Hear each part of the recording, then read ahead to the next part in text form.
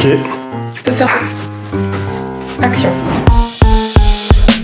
Bienvenue dans Content Stars, c'est l'émission où on va décrypter un dispositif de content marketing qu'on a trouvé quelque part dans le monde. Quelques bonnes idées, une tonne d'inspiration et surtout des bonnes pratiques, tout ça dans le content marketing. C'est parti! Pour cette édition de Content Stars, on a décidé de partir chez Atlassian. Atlassian, c'est un éditeur de logiciels comme Confluence, comme Trello, comme Jira. Donc il y a aussi de fortes chances que vous ayez déjà utilisé un de ces outils. Atlassian, au-delà de faire de la production de logiciels, a aussi une grosse partie où il donne du contenu à la communauté. Ça se retrouve ici dans le menu. Dans Support, on a ici ce qu'ils appellent le Work-Life Blog. Alors commençons par un premier tour d'horizon sur ce blog. Donc là, on est sur la homepage. On voit en haut qu'on a une navigation qui est assez riche, assez intéressante, avec des méga menus. On y reviendra tout à l'heure. Et puis tout de suite, on voit qu'on est dans un univers assez épuré. Il y a beaucoup de blanc, il y a un vrai travail sur la typo, et on retrouve le dernier article, 7 Proven Leadership Principles, et puis un certain nombre d'articles, qui sont peut-être les derniers, qui sont peut-être ceux qui sont mis en avant. En tout cas, on a une première découverte qui est assez intéressante si on arrive sur le blog par sa page d'accueil. Et puis ensuite, on arrive à quelque chose qui est Featured Collections, où là, on va rentrer plutôt par des groupes de contenus thématiques. La culture d'entreprise, les façons de travailler, le travail à distance. On voit qu'on est vraiment dans ces thématiques et qu'il y a un vrai travail ici d'organisation, de curation du contenu. On se doute que c'est assez riche en volume de contenu, mais on a eu le souci de nous guider dans la navigation.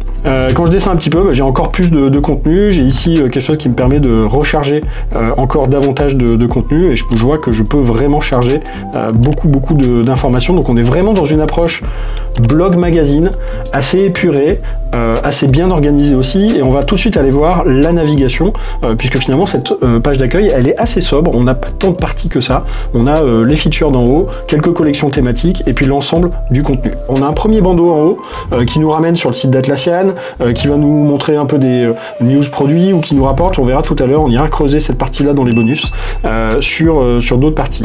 Mais la navigation du blog, elle se fait réellement par ce méga menu ici, qu'on retrouve Topics, Collections, Resources et About. Dans Topics, on va retrouver les 4 grands thèmes qu'on a commencé à voir se dessiner dans la page d'accueil. Teamwork, Leadership, Stratégie, Productivity. Et à chaque fois, on va retrouver les 4 derniers articles et un lien pour aller voir davantage de choses sur cette partie-là. On a ensuite, et c'est quelque chose qui est assez intéressant, qu'on commence à voir dans beaucoup de blogs aujourd'hui, on a cet aspect collections qu'on va retrouver. Et donc ici, on va avoir un peu des sous-sujets qui sont bien expliqués. On a un petit slider qui nous permet de voir ces différentes choses. On n'en a pas trop non plus, il y en a 6-7 qui ressortent. Quand on va un petit peu plus loin dans le menu, on tombe sur une partie Resources, et donc on voit qu'il y a du podcast. Donc il y a une liste de podcasts qu'on retrouve ici, avec possibilité d'aller voir d'autres épisodes. C'est ce que je suis allé voir, donc je vois que j'en ai quelques-uns. J'ai des guides et des papiers de recherche. Donc là aussi, je vais avoir quelque chose où je me dis c'est un peu plus du premium, il y a du contenu un peu plus de fond. Là, typiquement, je suis dans une étude. Je vois qu'il y a des formats avec un petit peu plus d'infographie, un petit peu plus de chiffres dans cette partie-là. Le tout qui reste dans une page. Donc à aucun moment, j'ai de rupture dans ma navigation pour me dire laisse un email ou laisse tes coordonnées pour pouvoir accéder à la page ou télécharge quelque chose. Dans les ressources, je vais aussi avoir des quiz. Ça, c'est quelque chose qui est assez sympa. Donc typiquement, quel est votre QI de rencontre virtuelle?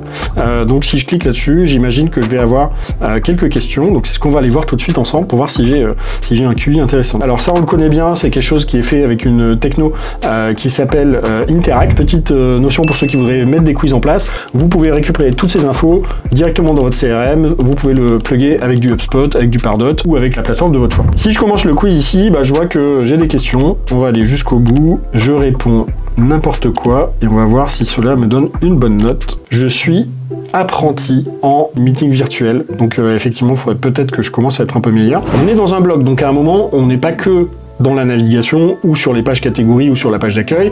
On a envie d'aller voir le contenu du blog et donc de rentrer dans ce qu'on appelle le single, qui est l'article en tant que tel sur la plateforme de blog ici d'Atlassian. On a toujours une teinte design d'illustration qui est assez forte. Il y a un vrai parti pris sur l'illustration. On voit que c'est pas de la banque d'images qui a été mis aux couleurs. On voit que c'est vraiment de la création graphique. Tout ça, ça donne un côté un peu quali, un peu premium et assez épuré. On se dit pas qu'on est dans un truc fait un peu à la va-vite. Donc ça, c'est quelque chose qui est super intéressant. Les polices sont super agréables. C'est épuré. Franchement, ça donne envie de lire. Il y a ce qu'il faut photos de mise en avant. On voit ici qu'on a un peu une exergue de ce qu'on devrait pouvoir lire en résumé. Donc c'est ce qu'ils appellent le 5 second summary, le résumé en 5 secondes. Alors moi il me faut un peu plus que 5 secondes pour lire les bullet points qu'ils ont mises là, mais je trouve ça assez intéressant. Donc la lecture elle est assez sympa, je retrouve des articles reliés. Donc je vois que ici je peux continuer ma lecture sur d'autres sujets. On est plutôt dans du format long aussi. Quand on a envie dans son blog de montrer de l'expertise, de pas montrer qu'on est juste là pour faire du SEO et prendre des positions sur des mots-clés, je trouve que c'est un format intéressant pour donner le temps à la réflexion et vraiment travailler sur un sujet en particulier. Il y a beaucoup de logique dans la manière dont les contenus sont maillés entre eux. Je retrouve le quiz ici. Je retrouve mon quiz qu'on m'invite à faire directement à l'intérieur de l'article et je peux le commencer ici directement. On ne demande pas à chaque fois de rentrer des coordonnées. Donc c'est quand même une expérience qui est super clean. On arrive en bas d'article.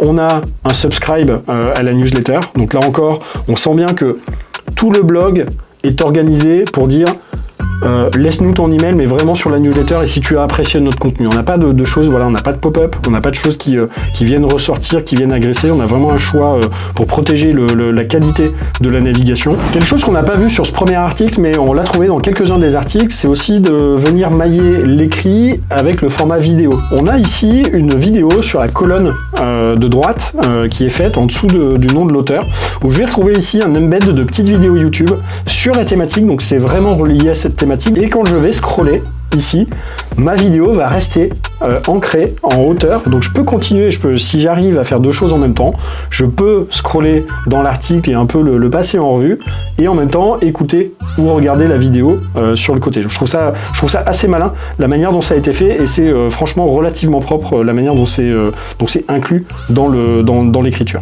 Alors voilà, on a fait le tour du blog, mais Atlassian ne s'est pas arrêté à ça. Il y a deux petites choses qui ont attiré mon attention. Ça se passe tout en haut. On a deux petites flèches qui se mettent et c'est le seul endroit du site où ça le fait, sur Team Playbook et sur Community. On va commencer par le premier bonus, qui est Team Playbook, qui est un format de contenu assez spécifique, qu'ils ont sorti d'ailleurs sur une URL complètement dédiée, sur atlassian.com/teamplaybook. Ils ont vraiment fait une partie spécifique, qui a sa propre ergonomie, donc là on est un peu sur un add-on au blog, qui vit sa vie à côté. Atlassian va mettre à disposition des cahiers d'exercices ou des choses à faire avec son équipe, vraiment organisées, comme une recette de cuisine. On a comment mener une rétrospective avec son équipe, c'est celle qu'on va aller voir par exemple. Donc on me dit en gros combien de temps j'ai pour préparer, combien de temps je dois le faire, combien de personnes sont impliquées, je peux aller directement aux instructions et on va me dire ok, pendant 15 minutes, il faut préparer, voilà quelques exemples, voilà ce que tu dois faire. Puis je vais descendre, je vais dire qu'est-ce qu'on a bien fait, qu'est-ce qu'on a mal fait, quelles sont les actions qui en ressortent, quel est le follow-up aussi, à l'issue de la réunion,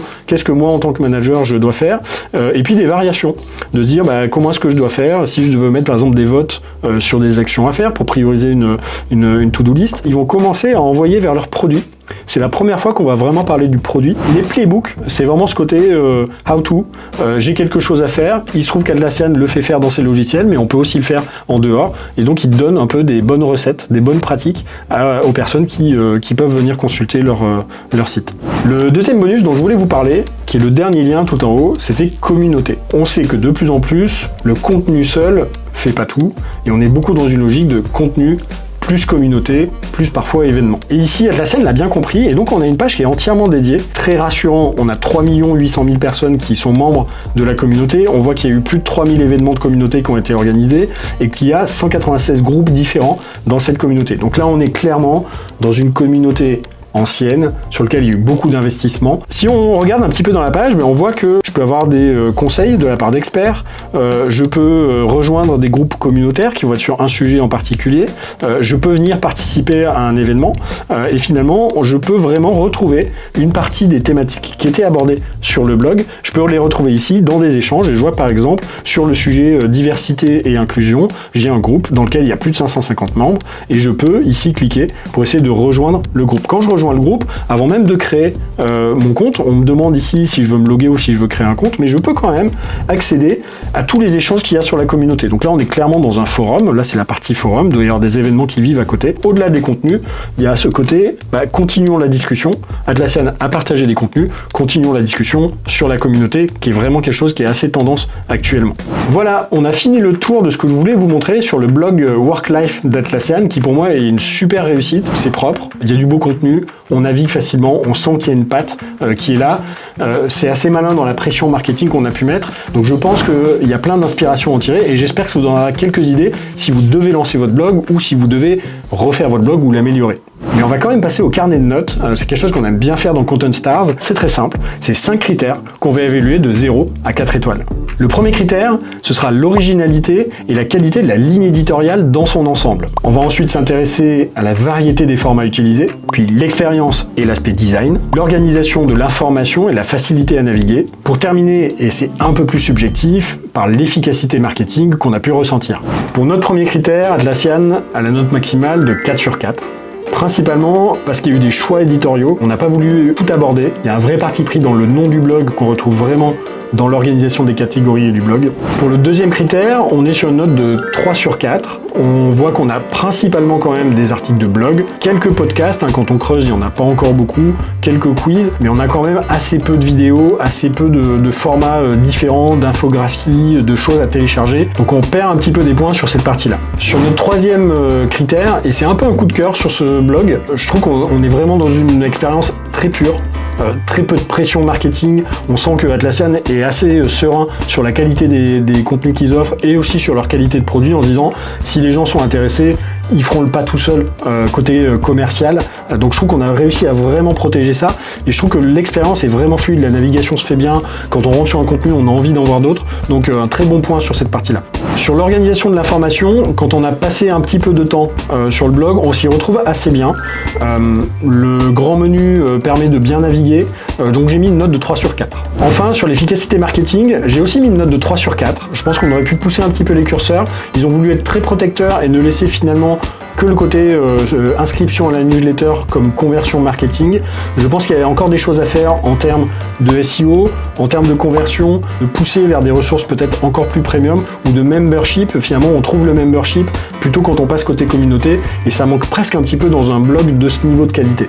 Si on sort les calculettes, ça nous fait une très bonne note de 17 sur 20. Franchement, on est dans le haut du panier ici avec Atlassian. Donc franchement, bravo à ceux qui ont fait ce blog-là et qui y travaillent dessus. Je vous laisse peut-être donner aussi, vous, vos notes et votre évaluation dans les commentaires. On sera ravis d'en discuter avec vous. Voilà, cet épisode de Content Stars est fini. On poursuit bientôt notre tour du monde des meilleurs contenus. Donc je vous donne bientôt rendez-vous. Pour ne pas louper le prochain épisode, abonnez-vous, inscrivez-vous à notre newsletter et puis n'hésitez pas aussi à nous soumettre des idées de super blogs ou de super contenus que vous voudriez qu'on passe dans l'émission. Ça sera avec un grand plaisir.